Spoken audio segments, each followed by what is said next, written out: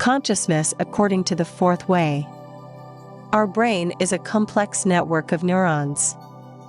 It is so complex that it takes cooperation between physicists, chemists, biologists, neuroscientists, and philosophers to understand it.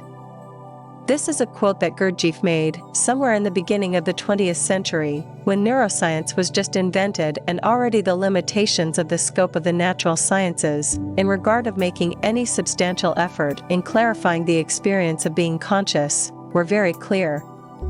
We have progressed a lot since that time, but what consciousness is, on a phenomenological level, is still very opaque. So, what is consciousness, according to the principles of the fourth way? The system of the fourth way aims to develop man to his rightful level. For that purpose, man must make a sustained and intentional effort based on the conceptions and exercises offered by the system. In this way, the subject can become aware of his inherent mechanicalness and develop the desire to explore his inner potential. In this sense, the system speaks in terms of acquiring a different or higher state of consciousness. But how is this other level of consciousness different from the way religions or other spiritual traditions use connotations of being awake? Although the term consciousness belongs to a class of notions that most people intuitively understand and use, still upon inquiry, many often prove to have great difficulty to define in rational terms what consciousness actually is, let alone have a convincing account on how a higher state of consciousness can be achieved. In most spiritual traditions, the notion of a path or a way is used to indicate how the subject can achieve a higher or other state of consciousness.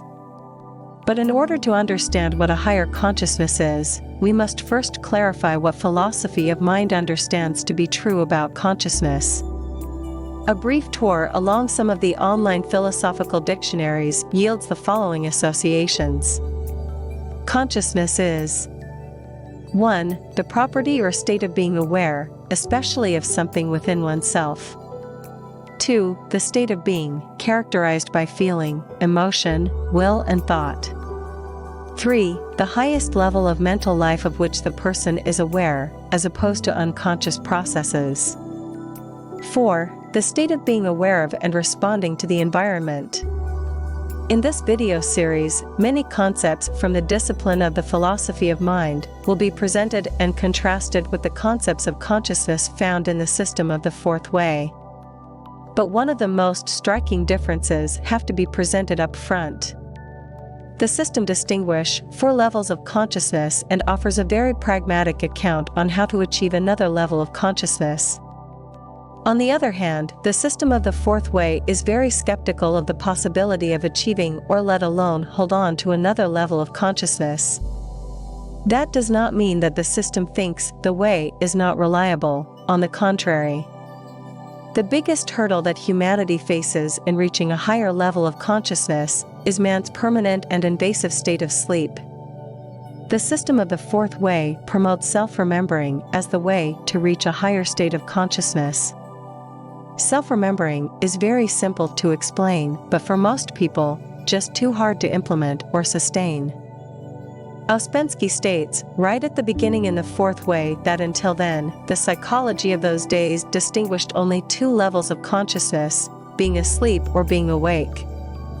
This simple twofold distinction of psychology in the beginning of the 20th century causes a tremendous limited view on the fundamental nature of man. In contrast, the system of the fourth way distinguishes 4 different levels of consciousness and sees man as an underdeveloped being that has all the potentialities to transcend his animal-like state of consciousness and become something other than he currently is. Still up until today, psychology is pathological in nature, where a human needs to be fixed.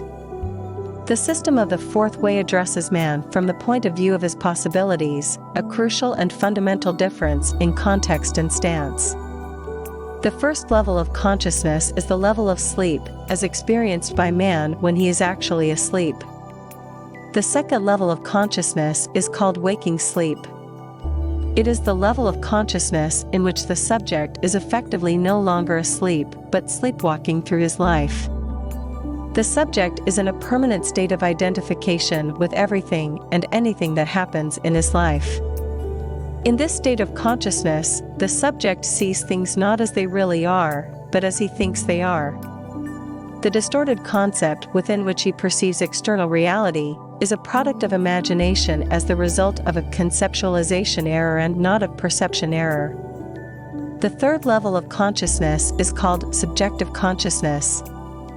At this level of consciousness, the subject is present with its mechanicalness and capable of making the first efforts necessary to transcend his mechanicalness.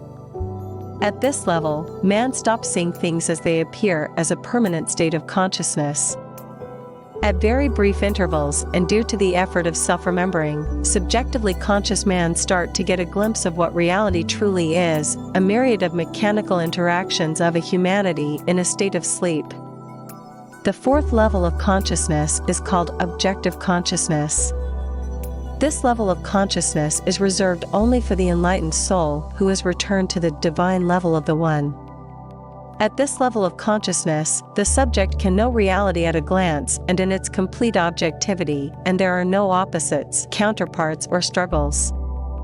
The Advaita Vedanta, as proposed by the philosopher Sri Shankara, also refers to such an ideal of oneness, but is, unfortunately, not obtainable for the ordinary mortal.